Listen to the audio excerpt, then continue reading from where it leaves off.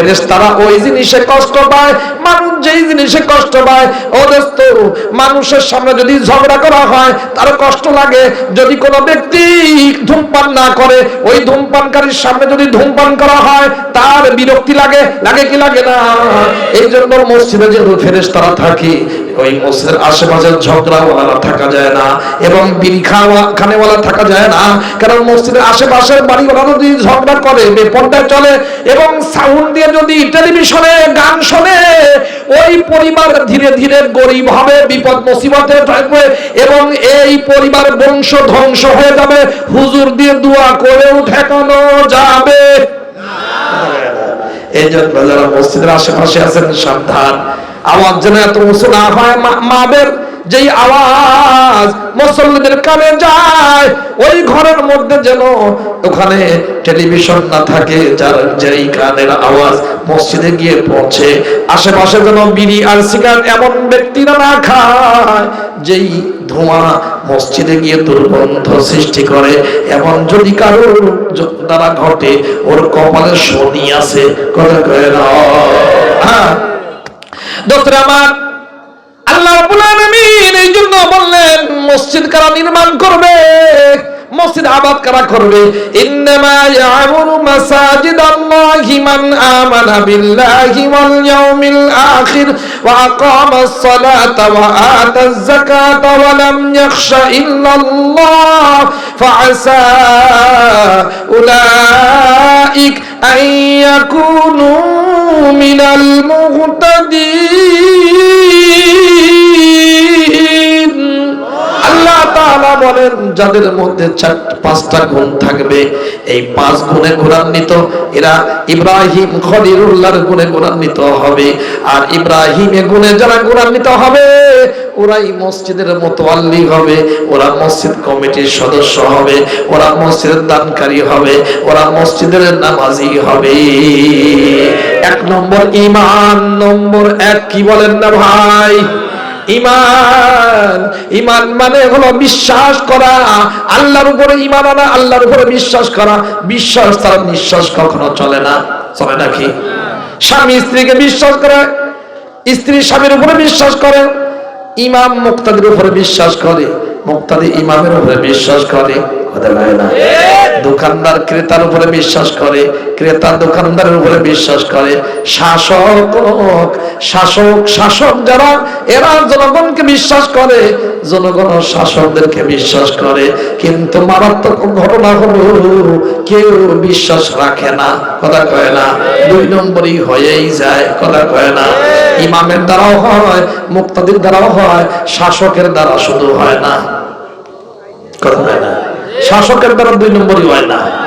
ফিরাউন কি শাসক ছিলেন? ওর দ্বারা হয় নাই, কথা কয় না? এর বাশারুল আসাদ ওই যে সিরিয়ায় শাম দেশে 55 বছর বাপ বেটা মিলে শাসন করছে, সব মসজিদ বন্ধ, মাদ্রাসা বন্ধ, লক্ষ লক্ষ আলেমকে হত্যা করছে, কথা কয় না? এখন পালায় রাশিয়া যে গেছে জিন্দিগিতে আইতে হাইতো না, কথা কয় না? আরবের ঘটনা কইলাম মেরে ভাইও, তাহলে কেউ বিশ্বাস রাখে না। একজনই বিশ্বাস কখনো নষ্ট করেন না, তিনি আমার আপনার কে। এই জন্য বলছেন মসজিদ নির্মাণ যারা করবে, আবার যারা করবে, 1 নম্বর গুণ হলো এরা আল্লাহর উপরে ঈমান আনবে। কার উপরে বলেন না? নম্বর 2 ওয়াবিল ইয়াউমিল আখির, আখিরাতের উপরে বিশ্বাস। কার উপরে বিশ্বাস বলেন? কয় এটা আমার কি কথা? আখিরাতের উপরে বিশ্বাস করার দরকারটা কি, কথা কয় না? মেরে ভাইও ভালো করে বুঝে নেন, আখিরাতের উপরে বিশ্বাস করতেই হয়। আমি দিনে রাতে প্রকাশ্যে অপ্রকাশ্যে ছোট বড় যাই করি না কেন কিয়ামতের ময়দানে আমাকে হিসাব দিতেই হবে, কথা কয় না? হ্যাঁ, ونضع الموازين القسط ليوم القيامة فلا تظلم نفس شيئا وإن كان مثقال حبة من خردل أتينا بها وكفى بنا حاسبين।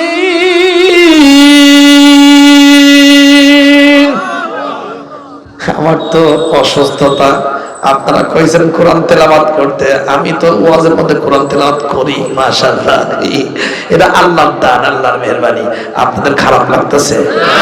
এই ভলান্টিয়ার আব্বু জানেরা, তুমি অনেক কষ্ট করেছো, মুরগির খিচুড়ি রান্না করছে। মুরগির খিচুড়ি এটা জোরে বলা যাবে না, শেষে বাইঙ্গি চলে আসলে ওই মাহফিলে যদি বাদ হয়ে যায় ওখানে চলে আসবে। আমার আব্বু জানেরা, তোমরা তোমাদের খিচুড়ি এই মুরগির এবং সুন্দর করে রান্না করে সবজি দিয়ে এটা তাড়াতাড়ি রেডি হয়ে যাবে ইনশাআল্লাহ। আমরা এখন দোয়ার দিকে যাব ইনশাআল্লাহ। তারা যায় না, তাড়াতাড়ি দোয়া হবে ইনশাআল্লাহ। দোয়া করে যা অন্যায় করছি একবারে এর আগ দিয়ে তওবা করে দুয়ার মধ্যে চোখের পানি দিয়ে গুনাহগুলো ধুয়ে মুছে পরিষ্কার করে নিষ্পাপ হয়ে আমরা যেতে চাই। কথা বলেন ঠিক না? ইনশাআল্লাহ কারোর জন্য দোয়া বাদ যাবে না। সে গেছে আর আছে, আমার দেশ আমার ভূমি, আমি এই দেশে জন্ম নিয়েছি, যেখানেই যাই বাংলাদেশ আমার ঠিকানা, অন্য কোথাও যাব না। কি বলেন ঠিক না ভাইরা আমার? আমরা বলি আমার খালাও চলে আসুক, যদি কেউ কিছু পায় আমরা দেখবো না। কথা বলেন, এত বড় সাহস কে কি বলবে? আমাদের বাংলাদেশের মানুষ অন্যায় হয়ে গেছে গেছে, তাতে কি হয়েছে? অন্যায় তো হয়। কথা বলেন না ম্যাডাম? এই আপনাদের অঞ্চলে শয়তান কি মারা গেছে? আপনাদের এলাকার শয়তান মারা গেছে? কথা বলে না? আপনাদের ইমাম সাহেবকে কথা বলেছে কখনো? হ্যাঁ, আমার পয়সার হাবের মানুষেরা এই দ্বিতীয় ব্রিজ, নতুন ব্রিজের উপরে গত 3 দিন আগে অ্যাক্সিডেন্ট করে আমাদের এলাকার ইবলিস মারাত্মক আহত হয়ে ইবনে সিনা হাসপাতালে ভর্তি হয়েছে, তার গজবের জন্য দোয়া করেন, এরকম ঘোষণা আইছে। তাহলে বোঝা গেল শয়তান এখনো আছে, মরে যায় নাই। শয়তান তো আমাকে গুতাবে, গুনাহ করাবে, ওর কাজই গুনাহ করানো। কথা কয় না? শয়তান গুনাহ করাবে, বান্দার হক নষ্ট করিয়ে গুনাহ করাবে, আল্লাহর হক নষ্ট করিয়ে গুনাহ করাবে। তাহলে এখানে কি আমরা গুনাহ নিয়ে কবরে জাহান্নামে যাব? তাই কি হয় নাকি? এই গুনাহ নিয়ে আমরা কবরে যাব না, এখানেই সমাধান হতে হবে। কি বলেন ঠিক না? ইনশাআল্লাহ দোস্তরা আমার, গুনাহ নিয়ে থাকা যাবে না। কথা বলে না? তওবা করা লাগবে দোস্তরা আমার। তাহলে আমরা এখান থেকে তওবা করে যাব দোস্তরা আমার। যদি কারোর মধ্যে এই বদ্ধমূল হয়, কারোর অন্তরে যদি এই বিশ্বাস গাঢ় ভাবে বসে যায়, আমি যাই করি না কেন কিয়ামতের ময়দানে আল্লাহর সামনে আমাকে হাজির হয়ে জবাব দিতে হবে।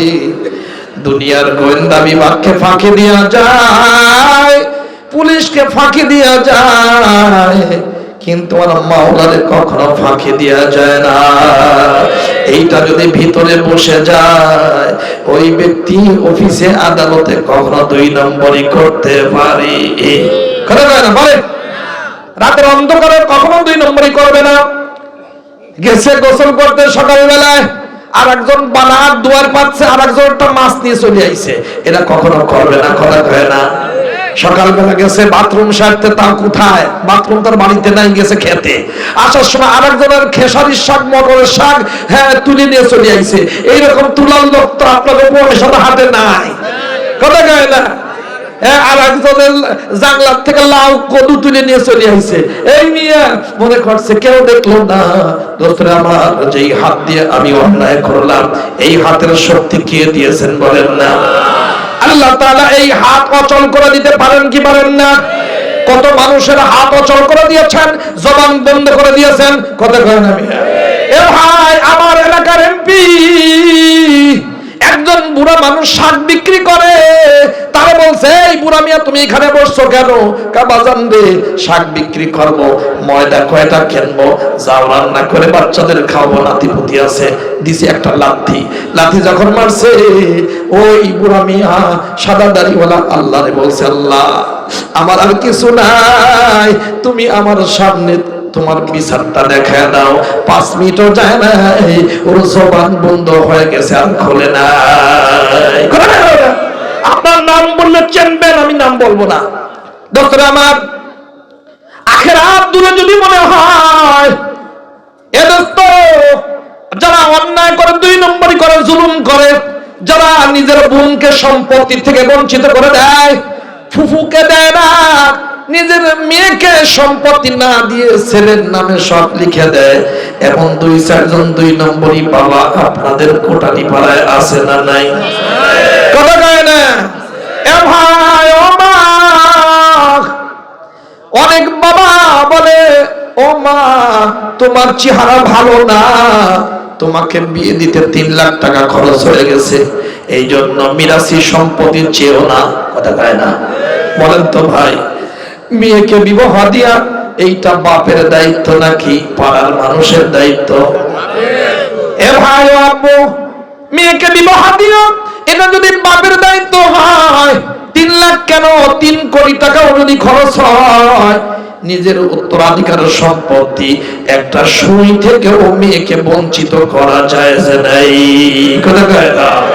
ডক্টর আমার, যদি কোনো ব্যক্তি উত্তরাধিকার সম্পত্তি থেকে কোনো ওয়ারিশকে বঞ্চিত করে দেয়, নবীজি বলেছেন সহিহ হাদিস, যদি কোনো ব্যক্তি নিজের বোনকে, ফুফুকে, মেয়েকে এবং তার অন্যদেরকে, নিজের স্ত্রীকে মোহর দেয় নাই, অথচ এরকম যদি বঞ্চিত করে দেয়, নবীজি ফরমান আল্লাহ তাআলা ওই ব্যক্তিকে জান্নাত থেকে বঞ্চিত করে জাহান্নাম ঠিকানা করে দেয়। ভালো করে বুঝেন, খালি তো আমরা বান্দার হক নষ্ট করার কথা বললেই সরকারের দিকে নজর যায়, আমি যে 2 নম্বরই করছি এদিকে নজর যায় না। কথা বলে না, বোনকে সম্পত্তি থেকে বঞ্চিত করে দিয়েছে, নিজের ফুফুকে দেয় নাই, নিজের মেয়েকে বলছে তোমার চেহারা ভালো না। দোস্ত রে, চেহারা ভালো বা নিম্নমানের, এই ভালো চেহারা আর নিম্নমানের চেহারা, কালো বা ফর্সা, এইটা করবার পিছনে মানুষের কোনো হাত আছে নাকি? কালো কে বানিয়েছেন বলেন না ভাই? ফর্সা কে বানিয়েছেন? সুন্দর চেহারা কে বানিয়েছেন?